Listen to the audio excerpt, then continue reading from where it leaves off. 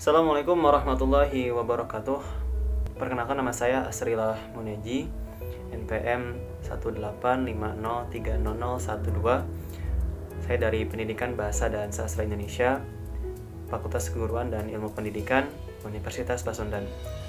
Insya Allah pada kesempatan kali ini akan memaparkan materi mengenai sejarah bahasa Indonesia dalam mata kuliah analisis penggunaan bahasa Indonesia. Oke, yang pertama, mengapa abad ke-1 sampai dengan abad ke-6 tidak dibicarakan dalam sejarah perkembangan bahasa Indonesia? Jadi, sebenarnya bahasa Indonesia ini lahir pada tanggal 28 Oktober 1928. Nah, pada saat itu, para pemuda dari berbagai pelosok Nusantara berkumpul dalam kerapatan pemuda dan berikrar. Pertama, bertumpah darah yang satu, tanah Indonesia. Kedua, berbangsa yang satu, bangsa Indonesia. Dan ketiga, menjunjung bahasa persatuan, bahasa Indonesia. Nah, ikrar para pemuda ini dikenal dengan nama Sumpah Pemuda. Unsur yang ketiga dari Sumpah Pemuda itu merupakan pernyataan tekad bahwa bahasa Indonesia ini merupakan bahasa persatuan bangsa Indonesia. Kemudian pada tahun 1928 itulah bahasa Indonesia dikukuhkan kedudukannya sebagai bahasa nasional. Nah, bahasa Indonesia dinyatakan kedudukannya sebagai bahasa negara pada tanggal 18 Agustus tahun 1945. Karena pada saat itu Undang-Undang Dasar 1945 disahkan sebagai Undang-Undang Dasar Negara Republik Indonesia. Nah, dalam Undang-Undang Dasar 1945 disebutkan bahwa bahasa negara ialah bahasa Indonesia. Nah, kemudian keputusan Kongres Bahasa Indonesia II tahun 1954 di Medan antara lain menyatakan bahwa bahasa Indonesia ini berasal dari bahasa Melayu.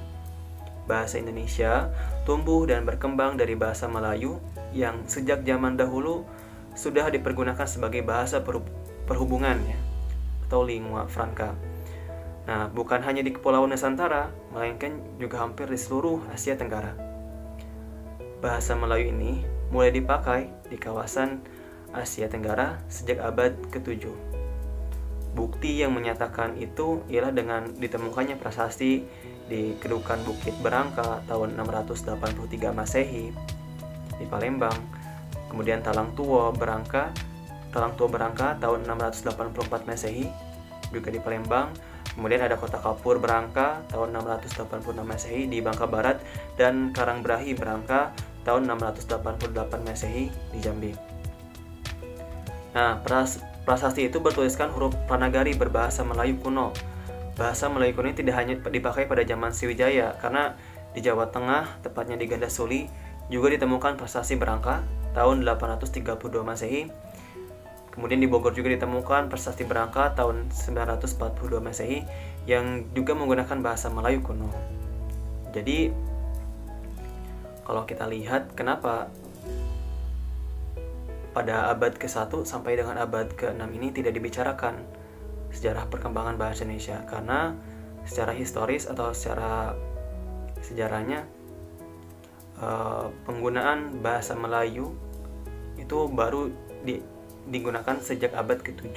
Kita tahu bahwa bahasa Indonesia ini tumbuh dan berkembang dari bahasa Melayu gitu.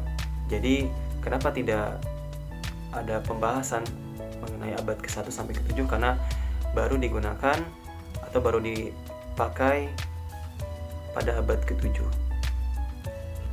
Maka ada dua momentum untuk menjawab bahasa Indonesia ini lahirnya kapan. Pertama, secara politis ya. Bahasa Indonesia sudah lahir sejak 28 Oktober 1928, yaitu ketika bahasa Indonesia diikrarkan sebagai bahasa persatuan saat Kongres Pemuda. Kemudian secara yuridis, bahasa Indonesia ini lahir pada 18 Agustus 1945 saat Undang-Undang Dasar 1945 resmi diundangkan. Yang kedua adalah apa dasar penyebutan berakhirnya bahasa Melayu kuno dan kapankah era berakhirnya bahasa tersebut?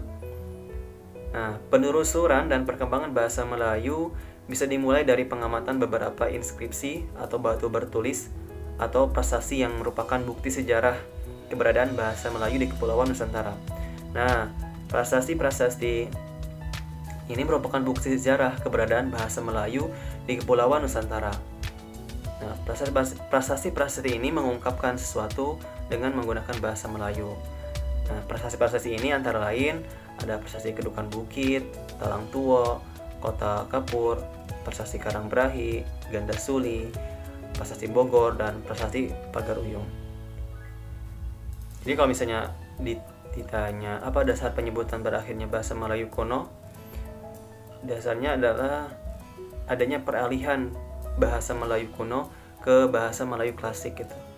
Jadi pengaruh agama Islam yang semakin kuat di Asia Tenggara pada abad ke-13 ini turut memberi perubahan terhadap perkembangan bahasa Melayu. Kedatangan Islam ke tanah Melayu telah banyak mengubah sistem bahasa Melayu, baik dari aspek kosakata, struktur, dan sistem tulisan. Kemudian terdapat 3 batu bersurat yang penting. Pertama, batu bersurat di Pagaruyung, Minangkabau, tahun 1356. Ditulis dalam huruf India dan mengandung prosa Melayu kuno dan beberapa baris sajak Sanskerta. Nah, bahasanya berbeda sedikit dari bahasa batu bersurat abad ke-7. Kemudian batu bersurat di Minyak 7, Aceh, tahun 1380. Masih memakai abjad India dan terdapat penggunaan kata-kata Arab seperti kalimat Nabi, Allah, dan Rahmat. Kemudian batu bersurat di Kuala Berang, Terengganu, tahun 1303 sampai 1387. Nah, ditulis dalam tulisan Jawi dan membuktikan tulisan Arab telah digunakan dalam bahasa Melayu pada abad itu. Nah, ketiga batu tersebut ini merupakan bukti catatan terakhir perkembangan bahasa Melayu kuno, karena setelah abad ke-14 muncul kesusastraan Melayu dalam bentuk tulisan. Nah, mungkin sekian yang dapat saya sampaikan. Mohon maaf atas segala kekurangan. Terima kasih atas perhatiannya. Assalamualaikum warahmatullahi wabarakatuh.